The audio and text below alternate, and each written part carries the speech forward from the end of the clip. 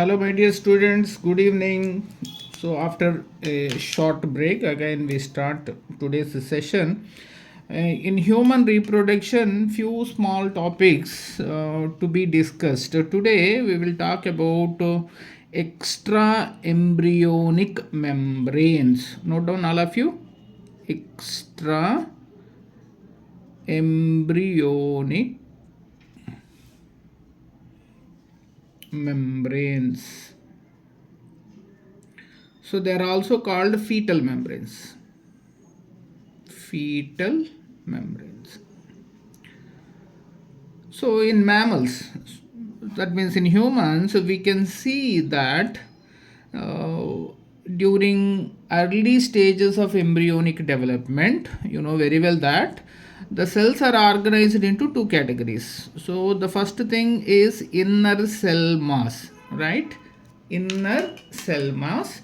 Then the outer layer is trophoblast cells. So two categories. Now you know that very well from this inner cell mass contributes ectoderm, mesoderm and endoderm. So which are called germ layers. From these germ layers, different organs and organ systems are developed. So completely our body is made from inner cell mass. Remember, there is no contribution of trophoblast cells for the formation of our body.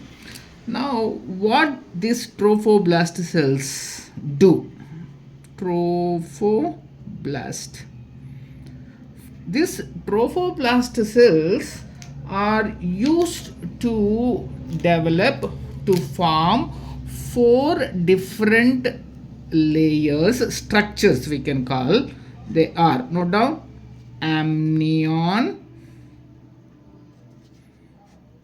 chorion, yolk sac, and the fourth one, allantois. So these four together we call them as extra embryonic membranes. Note down, amnion, chorion, yolk sac and allantois. Now let us talk about the amnion. So amnion is the innermost extra embryonic membrane. Usually, just if you consider this is the fetus.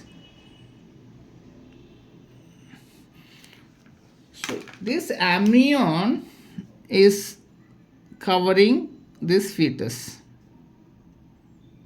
and there is a cavity, and the cavity is filled with a fluid which we call amniotic fluid.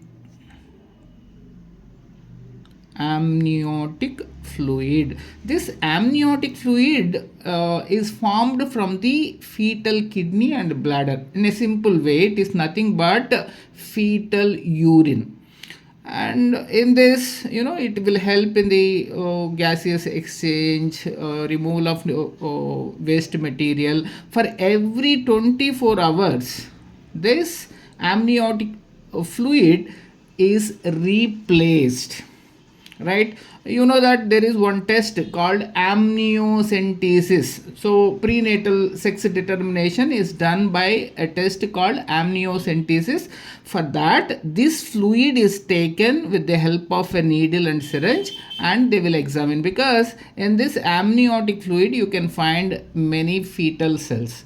The cells are extracted and they will check for the chromosomal condition. Actually, this test is developed in order to find any chromosomal abnormality or any genetical disorders, but few people may at anyhow we are looking at different types of chromosomes pattern. If you study, you can understand sex also, whether male or female. So this is what we call prenatal sex determination. It is a criminal act as per the law.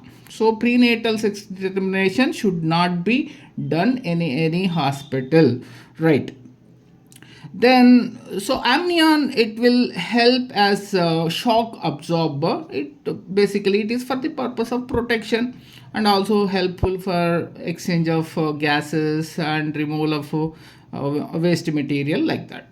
Now coming to the chorion. So chorion is formed, this will be like this.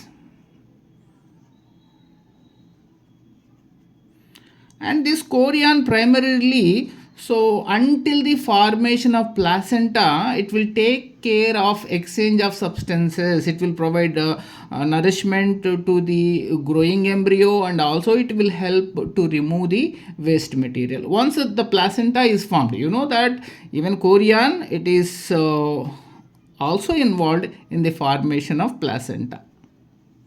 So in placenta there are two parts are there. So it is formed by the contribution of mother and fetal. So we can say maternal placenta and fetal placenta.